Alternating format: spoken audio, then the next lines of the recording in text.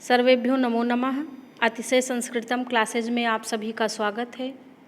हम लोग कादम्बरी सुकनासोपदेशः प्रश्नोत्तरी हल कर रहे हैं।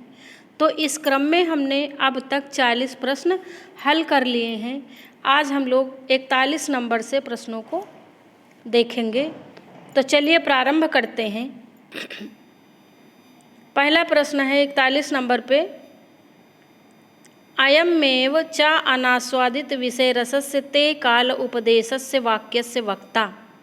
अयमेव यह च अनास्वादित विषयों का आस्वादन न किए हुए, विषय रस का आस्वादन न किए हुए, ते तुम्हारे काल माने समय, उपदेशस्य उपदेश का, विषय रस का आस्वादन न किए हुए यह तुम्हारे उपदेश का समय है। वाक्यस्य वक्ता, इस वाक्य के वक्ता कौन हैं? का नंबर राजा चंद्रापीड, खा राजा तारापीड, गा सुकनासः, घा न किमपि।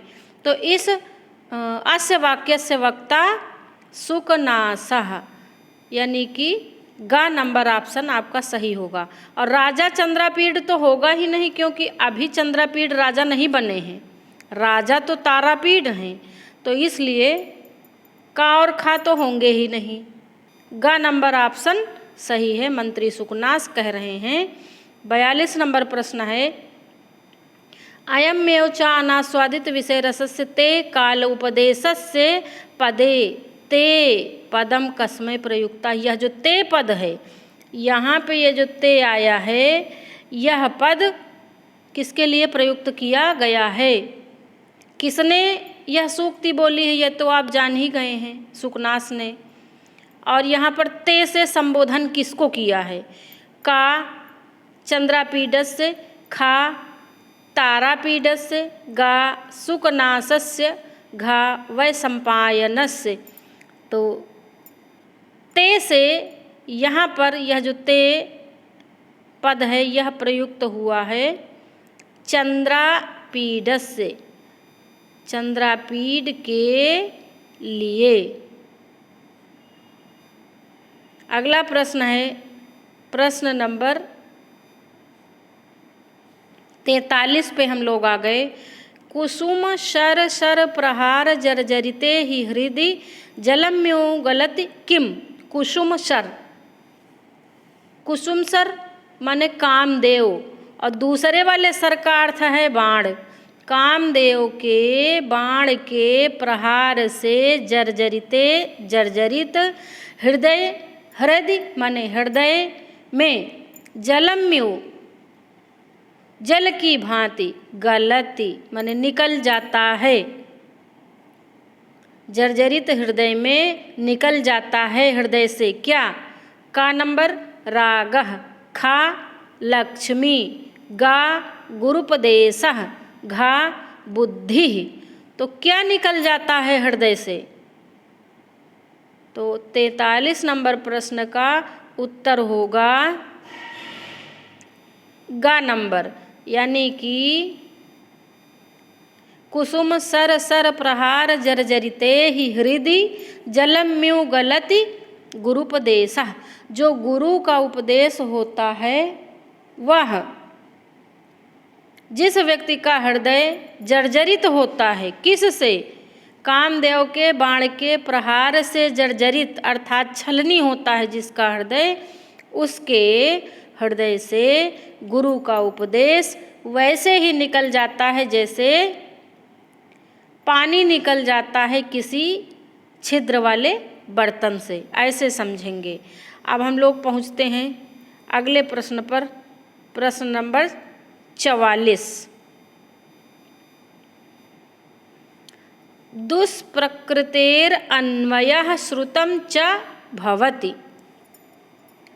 तो पहले तो हम इसका अर्थ जानें। अगर हम इसका अर्थ नहीं जानेंगे तो हम उत्तर नहीं दे पाएंगे। दुष्प्रकृति, दुष्ट प्रकृति वाले व्यक्ति का, अन्वयः माने वंश में, अच्छे वंश में, दुष्ट प्रकृति वाला व्यक्ति यदि अच्छे वंश में उत्पन्न हो जाता है तो श्रुतम अच्छे वंश में उत्पन्न होना श्रुतम, और उसका जो ज्ञान है वह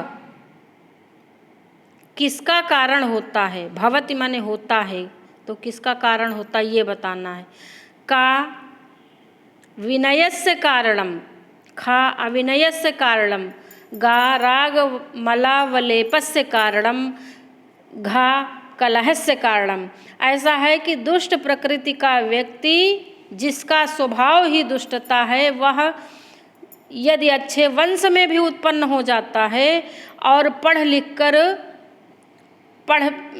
विद्या भी ग्रहण कर लेता है, फिर भी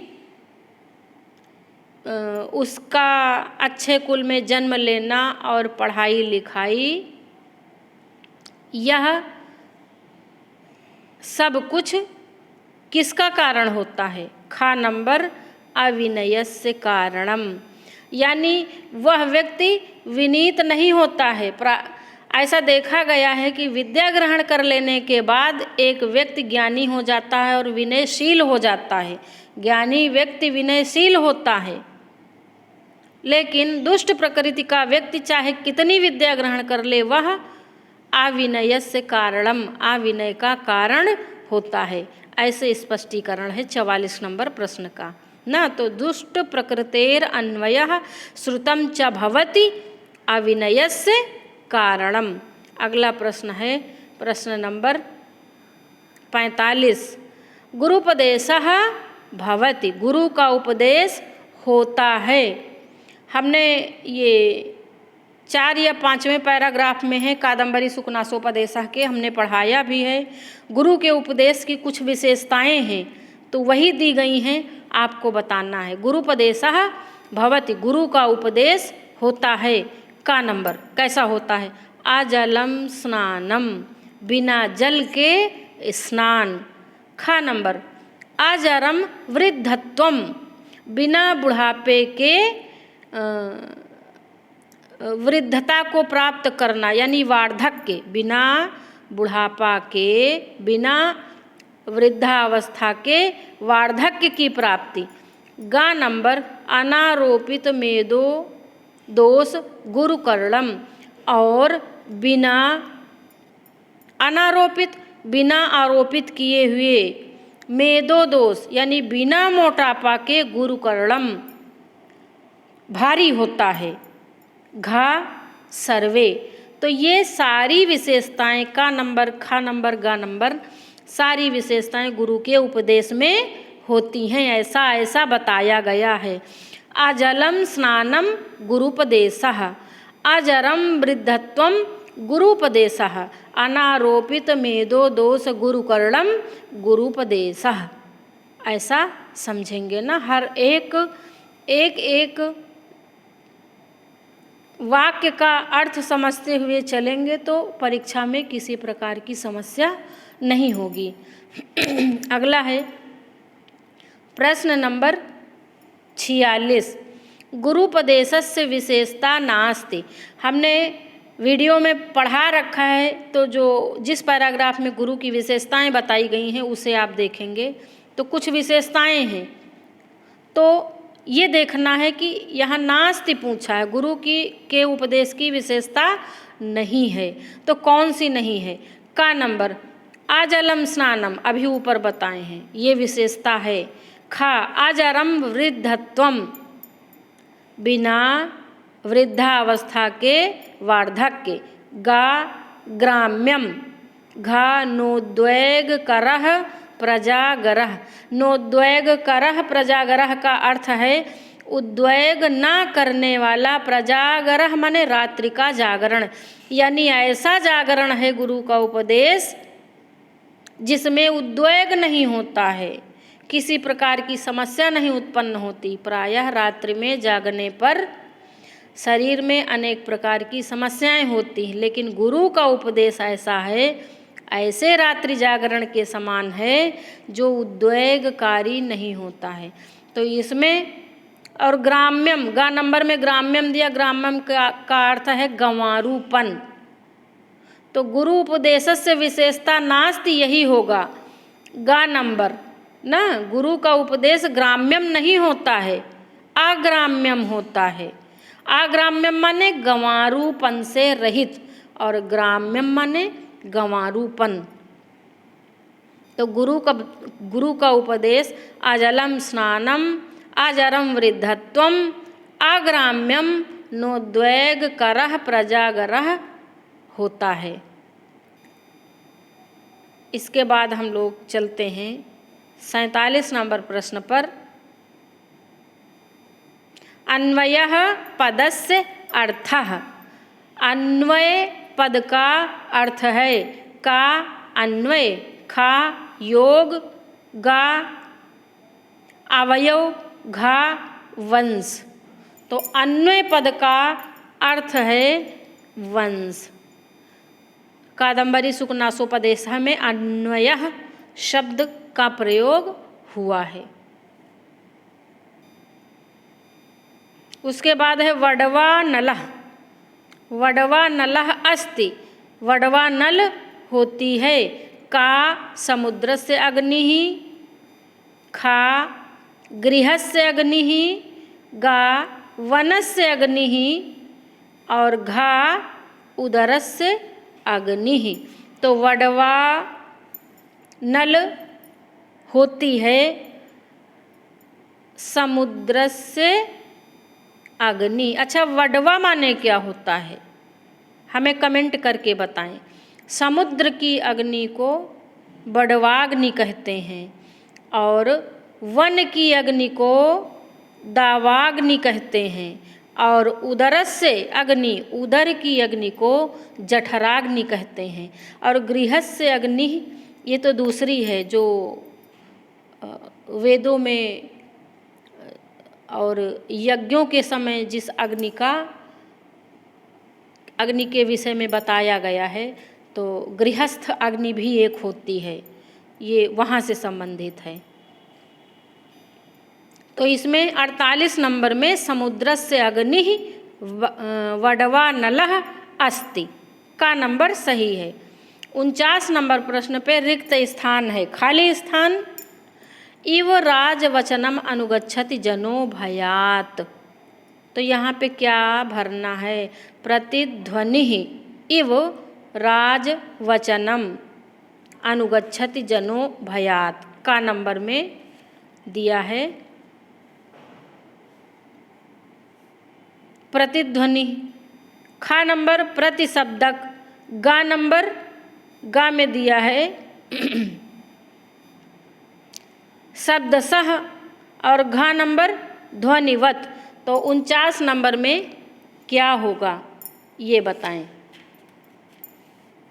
49 नंबर प्रश्न में क्या भरेंगे।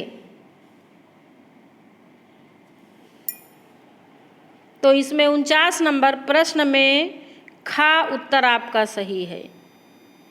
प्रतिशब्दक इव राजवचनम अनुगच्छति जनो भयात। प्रतिशब्दक के समान यानी प्रतिध्वनि के समान राजा के वचनों का अनुगमन करते हैं, अनुगच्छति अनुगमन करते हैं जनो माने लोग, भयात भय के कारण। जो दुष्ट राजा होते हैं, राजलक्ष्मी के द्वारा जिनके अंदर अनेक प्रकार की कमियां आ गई हैं, ऐसे राजा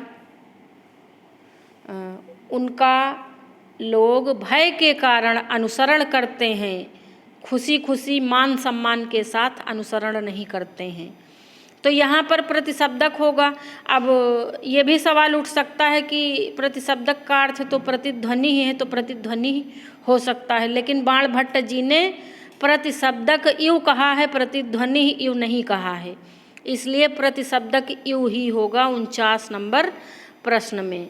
और चलते हैं हम लोग 50 नंबर प्रश्न की ओर।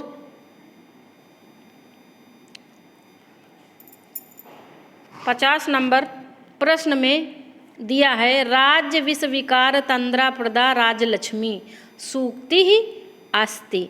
यह जो सूक्ति है, राज्य विष विकार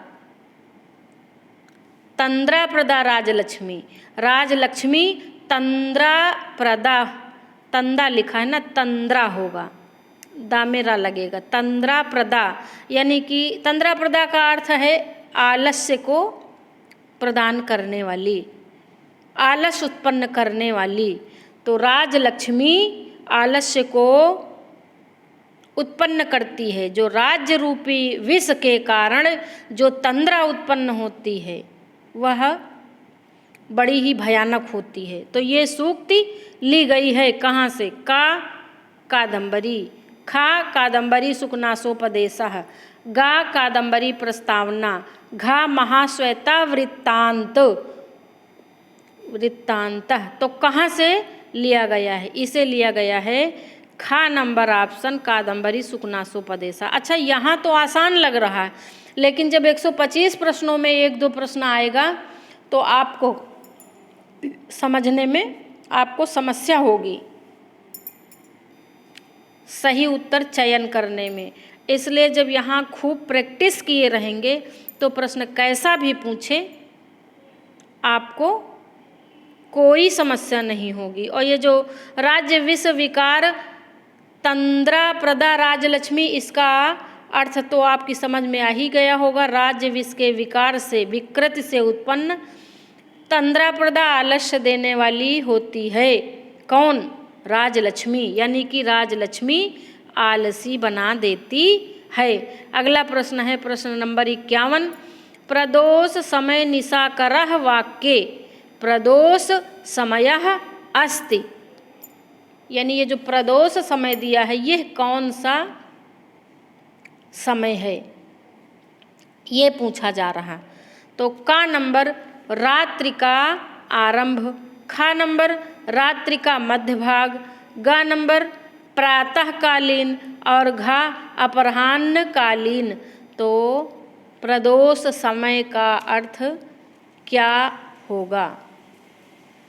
तो प्रदोष समय का अर्थ है का नंबर उत्तर सही होगा, रात्रि का आरंभ, या हम इसको सांझ भी कह सकते हैं। भाई सांझ के बाद ही तो रात्रि आरंभ होती है, सांझ है उसके बाद रात आ गई। तो प्रदोष समय, प्रदोष समय का अर्थ है रात्रि का आरंभ।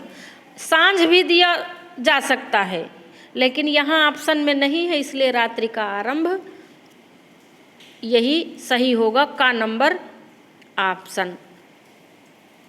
आगे चलते हैं हम लोग प्रश्न नंबर 52। देखिए ये प्रश्न है इम्पॉर्टेंट, बहुत ज़्यादा है ये प्रश्न, इम्पॉर्टेंट है।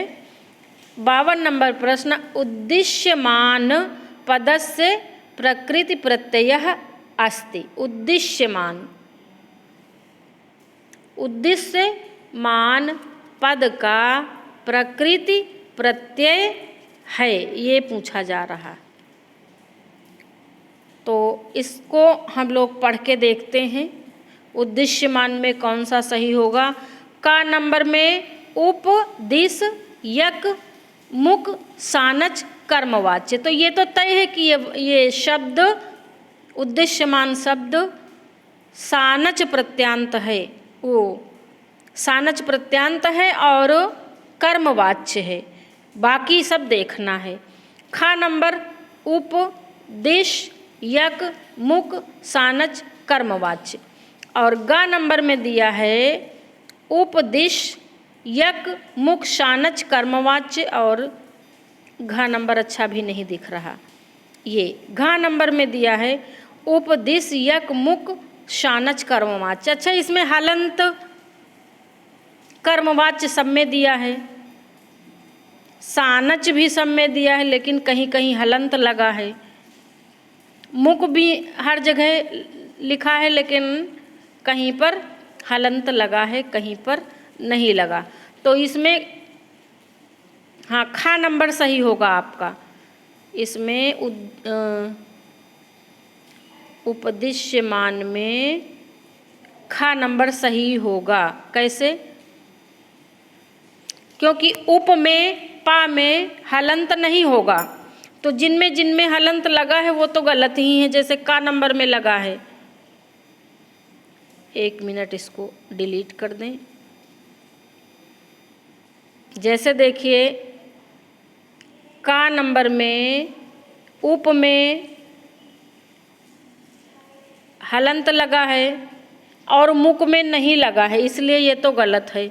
इतना हम जानते सानच प्रत्यांत है, कर्मवाच्य है। खा नंबर में उप में हलंत नहीं लगा है, दिश यक सानच कर्मवाच्य, यही खा नंबर आपका सही है। और गा नंबर में देखिए दिश में हलंत नहीं, यक में हलंत नहीं, मुक में नहीं, सानच में नहीं, ये तो एकदम गलत है। और घा नंबर में शानच में हलंत नहीं लगा, इसलिए ये भी गलत है। तो खा नंबर उत्तर आपका सही है। अगला हम लोग चलते हैं प्रश्न नंबर 53। तंद्रा प्रदा भवति का राज प्रकृति ही खा गुरुपदेशः गा राजवचनम घा राजलक्ष्मी। तो तंद्रा प्रदा क्या होती है, राज प्रकृति ही या राजलक्ष्मी? अभी इसके पहले प्रश्न में आया था, लेकिन खूब मन लगाकर सारे प्रश्न हल करने चाहिए, क्योंकि वहाँ एक पुस्तक से तो प्रश्न होगा नहीं कि इधर उधर से कुछ हमको क्लू मिल जाए। सारी पुस्तकों से रहेंगे, मिक्स प्रश्न रहेंगे तो क्लू नहीं मिलेगा, इसलिए सब आना ही चाहिए। तो तंद्रा प्रदा यानी आलस्य से युक्त होती है राजलक्ष्मी। और गुरुपदेशः नहीं होगा, गुरु का उपदेश तंद्रा प्रदा नहीं होता है। और राज प्रकृति कैसी होती है, राज प्रकृति विह्वला ही राज प्रकृति ही, ऐसा आया है। और राजवचनम भी नहीं होगा, गुरु उपदेशः भी नहीं होगा, राजलक्ष्मी तंद्रा प्रदा भवति। 54 नंबर प्रश्न है प्रतिशब्दक इव पदे अलंकारः अस्ति। प्रतिशब्दक इव, प्रतिशब्दक यानी प्रतिध्वनि की भांति, प्रतिध्वनि के समान। का उपमा उत्प्रेक्षा, खा उपमा, गा रूपक, घा मानवीकरण। तो प्रतिशब्दक इव में उपमा अलंकार है। प्रतिशब्दक इव राजवचनम अनुगच्छति जनो भयात, ऐसा आया है। अगर आप कई बार पढ़े होंगे तो आपको तो किताब के वाक्य भी रट गए होंगे। 55 नंबर प्रश्न है सहवास परिचय वसात पारिजात पल्लवेभ्यो लक्ष्मी गृहीता। सहवास साथ साथ वास करने के परिचय वशात, परिचय के कारण, परिचय के वशीभूत होकर। पारिजात पल्लवेभ्यो, पारिजात पल्लवों से, लक्ष्मी गृहीता, लक्ष्मी ने ग्रहण किया। क्या ग्रहण किया? का लालिमा, खा शुक्लिमा, गा रागम, घा मदम। तो क्या लक्ष्मी ने लालिमा ग्रहण की कि शुक्लिमा ग्रहण की कि रागम ग्रहण किया कि मदम ग्रहण किया? तो लक्ष्मी ने सहवास परिचय वसात पारिजात पल्लवेभ्यो रागम, यानी राग को, राग अर्थात अनुराग। पारिजात पल्लव के पक्ष में राग का अर्थ लालिमा है, लेकिन लक्ष्मी के पक्ष में राग का अर्थ अनुराग है, प्रेम है। अगला हम लोग चलते हैं नेक्स्ट पेज पर। मेलनम कुरु, चलो मेलन करना है यानी कि मिलाना है, तो इसको हम इधर कर लेते हैं ताकि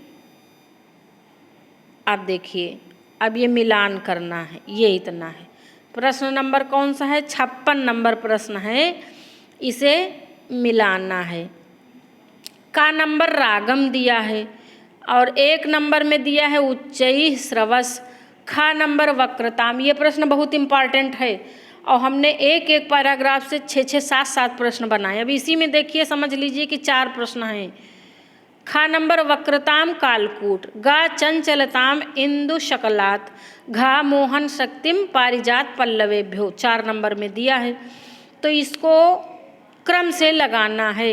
तो रागम को हम मिलाएंगे रागम पारिजात पल्लवेभ्यो, यानी कि का नंबर में 4। अब वक्रता कहाँ से लिया है? इंदु शकलात वक्रता, यानी खा में 3 नंबर। चंचलताम कहाँ से? उच्चई श्रवस, यानी कि गा में 1 नंबर। मोहन शक्तिम कहाँ से? कालकूट विष से, यानी 2 नंबर। तो 4 3 1 2 ऐसा देखते हैं।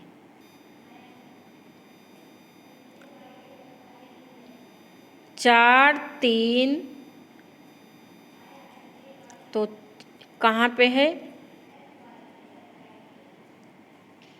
का में 4 होगा, खा में 3 होगा और गा में 1 होगा। ये देखिए गा में 1 दिया है ना, 4 3 1 2 दिया है, यही तो दिया है 4 3 1 2, ये हमने मिलाया है। तो इसको देख लेते हैं किस ऑप्शन में 4 3 1 2 दिया है। तो 4 3 यानी का 4 खा 3 गा 1 घा 2, तो ये तो पहले में ही दिया है, यानी कि उत्तर नंबर 1 सही है। अब हम लोग आगे चलते हैं 57 नंबर प्रश्न पर। लक्ष्म्याः विरह विनोद चिह्नान अस्ति, चिह्नानि। लक्ष्म्याः लक्ष्मी के विरह विनोद, विरह विनोद माने विरह में विनोद के चिन्ह, चिह्नानि चिन्ह, चिह्नानि संति होगा यहाँ पर। चलो ठीक है, आप लोग समझ लें। चिह्नानि अस्ति या संति ना, संति होना चाहिए। का रागम मदम, तो क्या ये विरह विनोद का चिन्ह है? खा चंचलताम भ्रमरी, गा मोहन शक्तिम, मोहन शक्तिम, और घा कल्याणाभिनिवेशी, कल्याण को चाहने वाली। तो ये विरह विनोद का चिन्ह नहीं है घा नंबर। घा नंबर लक्ष्मी के विरह के विनोद का चिन्ह नहीं है। विरह विनोद के चिन्ह उन्हीं को बनाया है जिनके साथ वह समुद्र में रहती थी, अब बिछड़ गई है, इसलिए उनकी याद में कुछ चिन्ह लक्षण प्रकट करती हैं लक्ष्मी जी। तो वही वही चिन्ह है। रागम होगा, मदम होगा, चंचलताम होगा, विभ्रम भ्रमरी होगा, मोहन शक्तिम होगा, लेकिन कल्याणाभिनिवेशी नहीं है। वैसे कहते हैं कि लक्ष्मी कल्याणाभिनिवेशी है, लेकिन वास्तव में है नहीं। अब मुझे लगता है लास्ट प्रश्न है 58 नंबर। लब्धापि दुखेन परिपाल्यते का, लब्धापि प्राप्त होने पर भी, दुखेन दुख से, परिपाल्यते पाली जाती है, यानी मिल जाने पर भी जो दुख से रखी जाती वह का कौन है? का लक्ष्मी, खा पुरुषम प्रकृति, गा असज्जनः, घा अतीत ज्योति। तो इसमें होगा 58 नंबर लक्ष्मी। लब्धापि दुखेन परिपाल्यते, ये लक्ष्मी की विशेषता है, ना मिले तो भी दुख, मिल जाए तो भी दुख। अगला है, अगला प्रश्न देखते हैं 59 नंबर प्रश्न है। उद्याम दर्प भट सहस्त्रोल्लासिता, ये वाक्यांश है। इस वाक्यांश में भट शब्द से अर्थ, भट शब्द आया है ना ये यहाँ पे, तो इस भट का अर्थ क्या है? का चारण, खा भाट, गा सेवक, घा योद्धा। तो भट का अर्थ है योद्धा, घा नंबर सही है। उद्याम दर्प, बहुत बड़ी गर्व के साथ, ताकत के साथ, भट सहस्त्र, हजारों योद्धाओं के द्वारा उल्लासिता, माने तलवार के द्वारा उल्लासित, यानी तलवार उठाकर उसे पिंजरा बनाया गया उसमें यह लक्ष्मी रखी जाती है, फिर भी यह लक्ष्मी निकल जाती है, ऐसा प्रसंग आया है। और अगला है, लास्ट प्रश्न है इस प्रश्नोत्तरी का, मद जल दुर्दिनांधकार पदे अलंकारः। मद जल दुर्दिनांधकार पदे, का उपमा, खा मानवीकरण, गा रूपक स्वभावोक्ति, घा रूपक।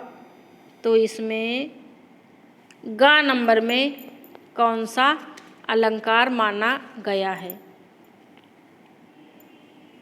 मद जल दुर्दिनांधकार में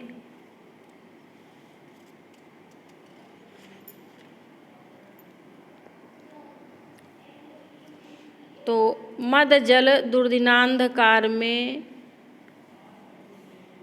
मद रूपी जल यानी कि रूपक अलंकार है, यानी कि घा नंबर आपका सही होगा।